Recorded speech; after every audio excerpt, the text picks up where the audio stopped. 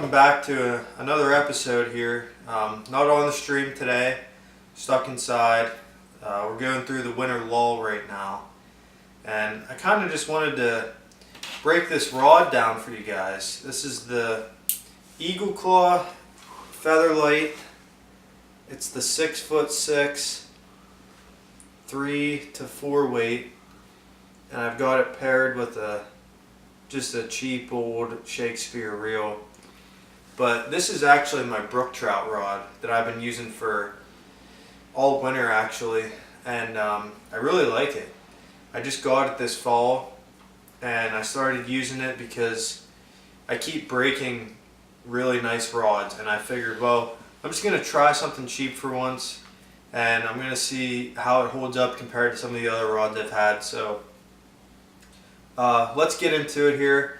So like I said, this is the 6'6" Eagle Claw, 3 to 4 weight. The application for this rod is going to be small streams, if you're fishing for brook trout like I've been doing on this, and really tight places. That's another thing. Since it's a 6'6", you're going to be able to get this thing in a lot of tight places, and I'll get more into that as we go through it. The design of this rod is a two-piece. So as you can see here,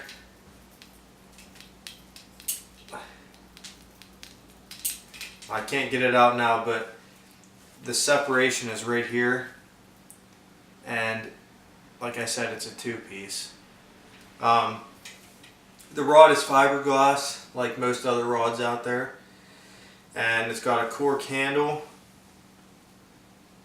And as you can see, I got just a cheap reel on there, but down here we've got some wood and some nice gold color.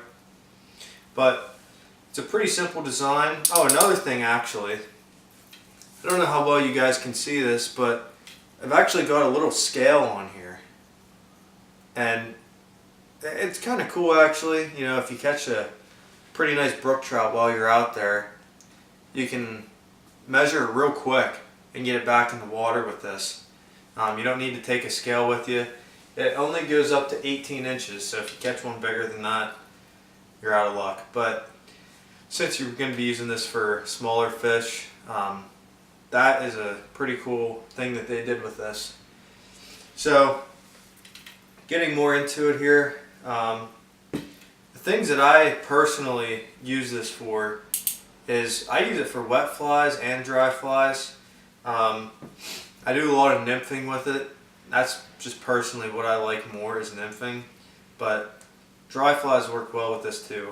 I really like it for brook trout because of the small places that I need to get into, like I was saying a little bit ago.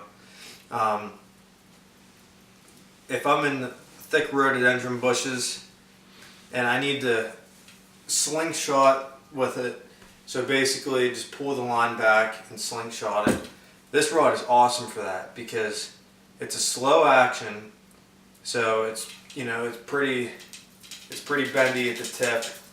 You know, it's not very stiff, and it's really great for slingshotting. So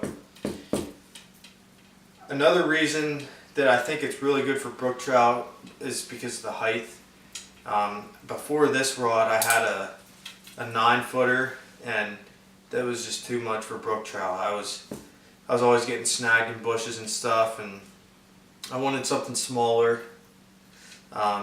So that's personally why I like it, but I'm going to get into some things that other people have said too. So some more positives is it is cheap. You can get this rod for 25 to 35 bucks depending on where you go. I don't remember exactly how much I paid for this, but it was somewhere around there. For a fly rod, that's really cheap. You know, it's great for beginners. Anybody that wants to get into fly fishing, you're really going to like this because of the price. It's pretty versatile with what you're going to be doing. So like, you're just learning how to fly fish, okay? And you're experimenting with dry fly fishing and wet fly fishing, and this rod pretty much does it both. So it's really good for beginners. I really suggest this rod for beginners. Now, some things that people really don't like about it, and I kind of don't like about it, is sometimes the action is actually too slow. So what I mean by that is the rod is too bendy. So you can see there, I mean, it's pretty bendy. The reason that that's not always a good thing is because whenever you hook up on a fish, unless you give it a good yank, sometimes it doesn't hook the fish because it's so bendy. And with brook trout fishing, you want just a light lift of the rod, and that's supposed to hook them. Sometimes with this rod, it doesn't actually do that. So that's one thing I don't like about it. The other thing is, it's not really good for long casting. I've tried this rod on some bigger streams, and it does not cast very well at long distances.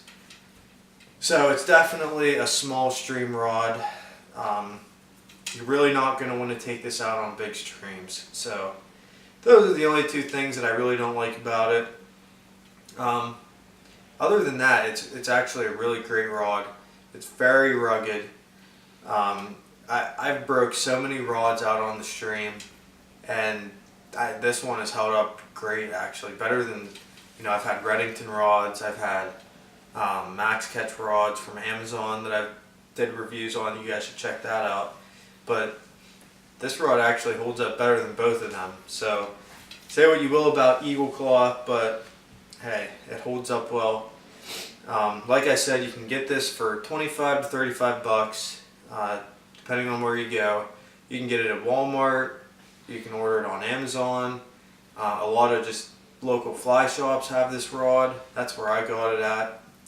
And it's the 6'6", so it's a lighter rod, it's smaller, great for beginners. So if you guys are looking to get into fly fishing, you're looking to get into small stream fishing or brook trout fishing, I would suggest going with something like this before you pay a bunch of money getting something new. So give this a try if you're looking to get into it.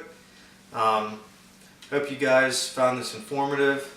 And like I was saying, I did another review on a Max Catch rod. So you can go check that out. And I might be doing some more rod reviews if you guys like them, but this was by request. You guys wanted to see this, so I hope that you enjoyed it. And thanks for watching. We'll see you next time. Please like the video if you guys enjoyed this, and subscribe. So see you next time. Thanks for watching.